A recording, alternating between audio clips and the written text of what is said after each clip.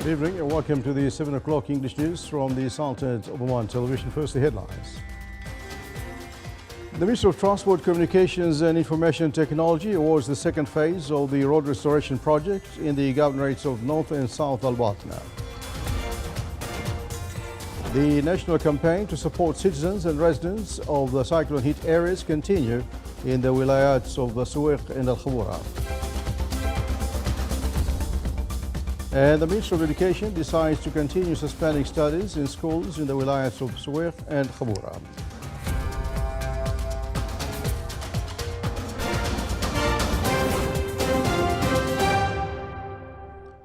Those are the headlines, and now the news in detail.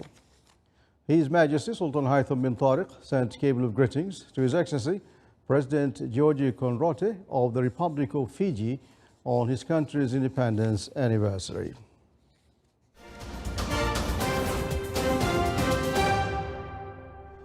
In response to His Majesty Sultan Haitham's directives to accelerate to restoration of the infrastructure damaged by the tropical cyclone Shaheen, the Ministerial Committee on Evacuation of the Tropical Cyclone Damages announced that the Ministry of Transport, Communication and Information Technology awarded 2 companies for the second phase of the road restoration project in the governorates of North and South Al-Batna. The second phase includes restoration of a number of roads in Wadi Bani Amr, Wadi Al-Jahawar, Wadi Sarmi, Wadi Al-Qanut and Wadi Al-Hawasna, in the addition to Suhar Yanqul Road.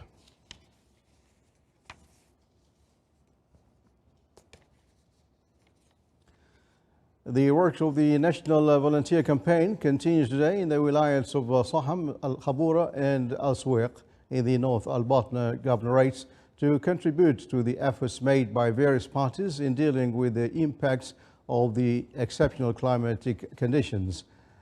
Volunteer teams work in the form of groups, distributed aid to houses in the affected areas to clean them and remove dust particles and the remnants of the water ingress into them. The Director General of the Municipality of North Al-Batna Governorate said that the national campaign ended yesterday with more than 1,700 homes, and it is expected to end today with a good number.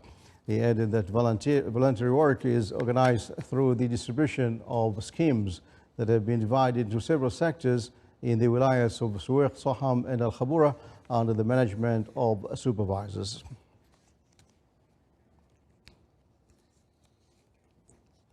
In order to achieve the community partnership and the existing coordination between the General Directorate of Education for the Governorate of North Al-Batna and the parents' councils in the schools of the wilayats of Suwaiq and Al-Khabura, and due to the inability to attend some students from the affected places that form tributaries to those schools, and in order to preserve the safety and health of the students, the Ministry of Education decided to continue suspending studies in schools in the wilaya of Suwaiq and Al-Khabura until the end of Thursday, October 14th, and will be resumed on Sunday, October 17th. The Ministry of Education also announced the completion of the readiness of most schools in the governorates of North Al-Batna and South Al-Batna to operate starting tomorrow, Sunday, 10th of October. During its meeting today, the Military Main Committee for Emergency Management of the Sultan's Armed Forces reviewed the support efforts implemented by the Sultan's Armed Forces and other departments of the Ministry of Defense.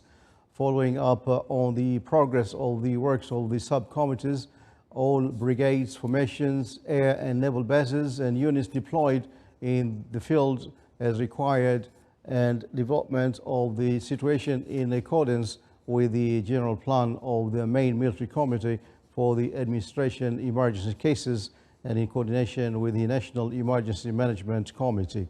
The meeting was chaired by Brigadier General Abdulaziz bin Abdullah Al-Mandri, Assistant General Chief of Staff of the Sultan's Armed Forces for the Operations and Planning, Chairman of the committee, and the presence of all members. The committee reviewed the progress of the operations of the working groups contributed by the Sultan's Armed Forces and other departments of the Ministry of Defense and deployed in the field in the governorates of North and South Al-Batna and continue providing support to citizens and residents in order to achieve national goals in the stage of restoring the situation to what it was in terms of addressing repercussions and effects and removing waste and the obstacles created by the tropical situation, and to identify all existing procedures to deal with the effects of the tropical situation. The work of the national efforts of the military bodies continue today in the wilayas of North Al-Batna Governorate to contribute to the efforts made by various parties in the dealing with the impacts of the exceptional climatic conditions.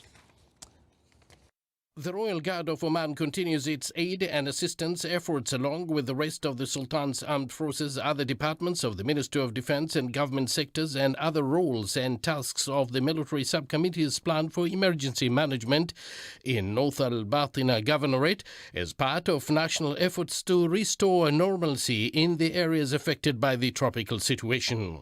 The Royal Army of Oman, in accordance with the plan of the military subcommittee in North Al-Batna Governorate, reopened, built and paved a number of main and secondary roads in order to restore traffic and smooth the tasks and duties of the various national and community sectors. The Royal Army of Oman, within the general plan of the main military committee for emergency situations management, is preparing ready-made basic meals and distributing them to citizens and residents in the areas affected by the tropical situation Shaheen in the North Al-Batna Governorate as a contribution from the Sultan's armed forces to alleviating the suffering of those affected.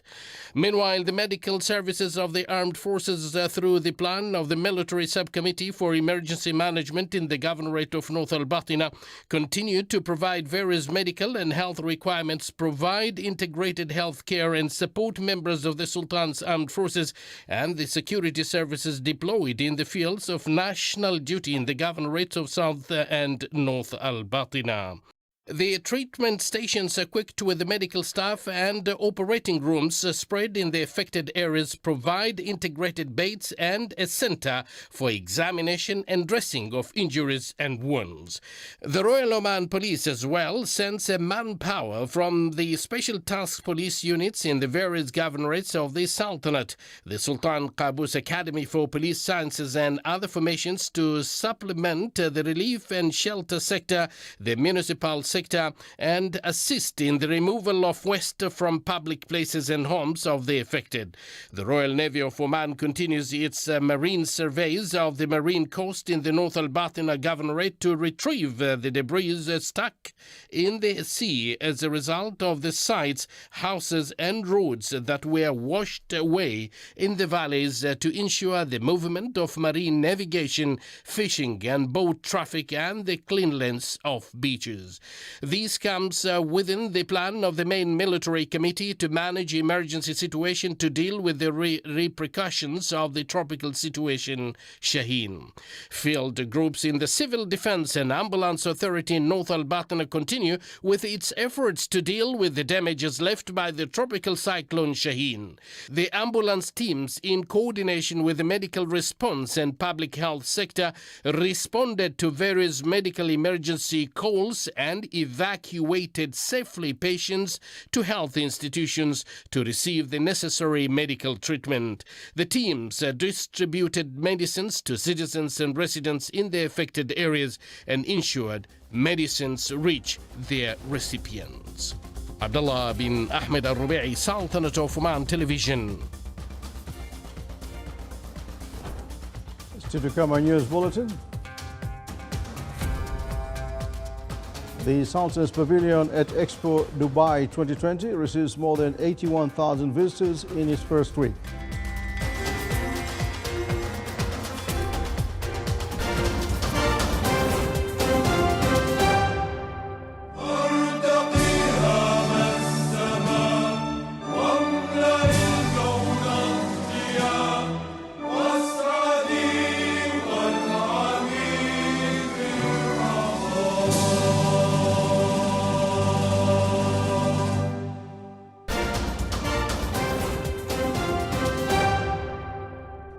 Welcome back to the news from the Sultanate Oman Television.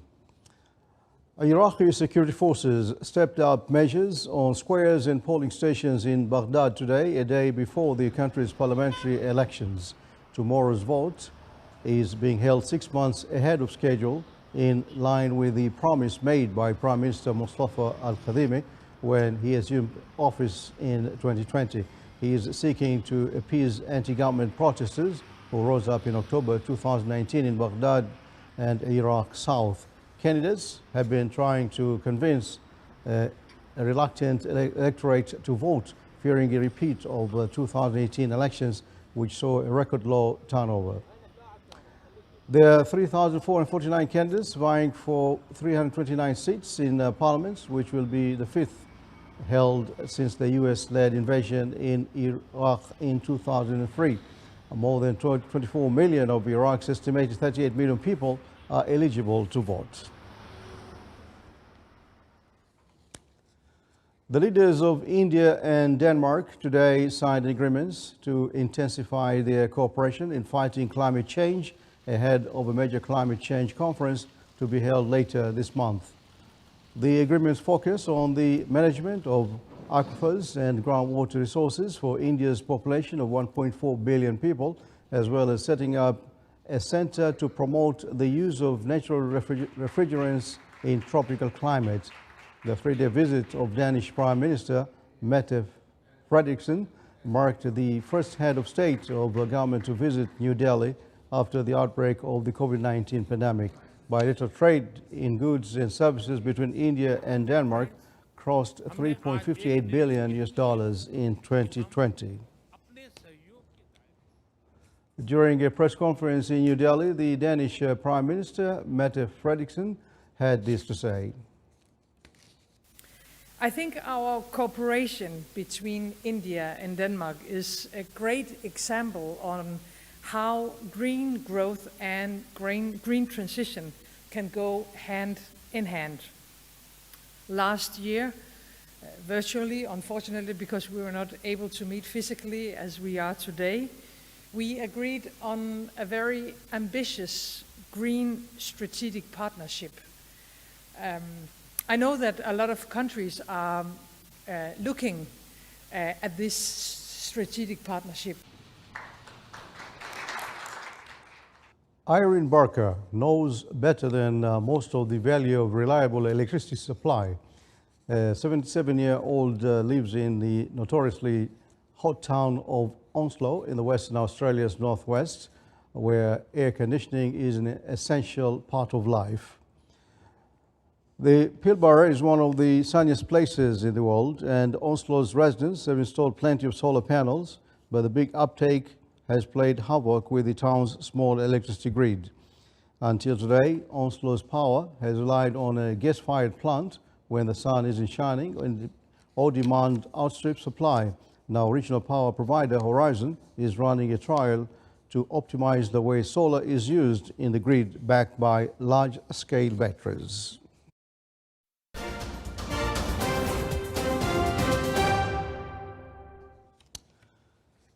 Back in the Sultan, in order to ease the procedures of investors in the commercial areas of Al Dukhum, the Public Authority for Special Economic Zones and Free Zones launched a service that enables investors to choose lands electronically in the Dukhum Economic Zone. The service enables investors to make decisions easily, though allowing them to choose a land simply after selecting a suitable location, the type of project, and the needed area. The service enables choosing a suitable land for over 800 different commercial activities. The Salters Pavilion at Expo Dubai 2020 received over 81,000 visitors in the first week, with an average of 11,500 visitors every day. A number of prominent Gulf personalities visited the Sultan Pavilion, where they were presented with the pavilion's initiatives and goals that come in light of Expo Dubai 2020 and its slogan, "Connecting Minds, Creating the Future." Under the theme, Innovate to Recover, the Sultan is represented by the Minister of Transport, Communications and Information Technology. joins the world in celebrating World Post Day, which falls on October 9th each year. This year's celebration comes within the SALTED joining the Board of Directors of the Universal Postal Union for the first time since the SALTED became a member of the Union. The Ministry aims that the celebration, which was held virtually for the second consecutive year, would increase awareness about the importance of the postal sector for both individuals and commercial institutions in daily life, and it would introduce people to the post's contribution to social and economic development. This is the Sultan of Oman Television. Before we enter tonight's bulletin, here are the main points once again. The Ministry of Transport, Communications and Information Technology awards the second phase of the road restoration project in the Governorate of North and South Al-Batina. The national campaign to support citizens and residents of cyclone-hit areas continue in the wilayats of Suwaiq and Al-Khabura. And the Ministry of Education decides to continue suspending studies in schools in the wilayats of Suwaiq and Al-Khabura. And with that, we come to the end of tonight's news bulletin from all of us here in the newsroom and the studios. Thank you for your time. Good night.